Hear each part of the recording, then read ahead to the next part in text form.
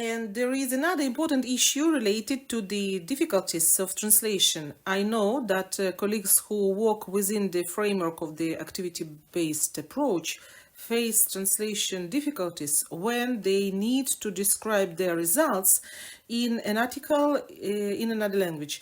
In the Ukrainian language, we have three different phenomena or concepts that are called by different words and have a different scientific content. But when we translate them into English, for example, we cannot find the correct analog. So when we talk about the general features that distinguish the animal world from the plant world, we are talking about activity.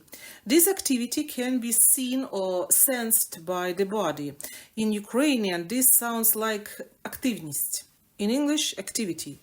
When we describe the behavior of an animal or a human being as a representative of the animal world, behavior that is based on unconscious nature, we use the term поведінка.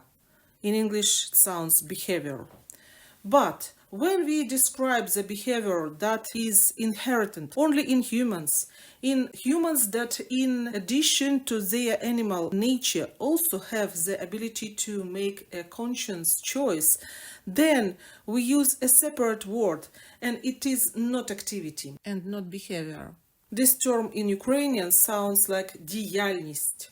But we can't find an analog in English, so we have to translate діяльність as an activity. As a result, we have three different definitions. Активність – activity, поведінка – behavior, діяльність – activity.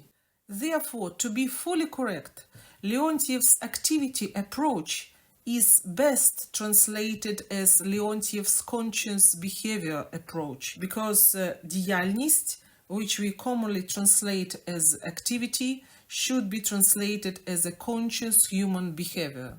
And it is exactly this full-fledged activity that can be gradually formed during the school years under special psychological and pedagogical conditions.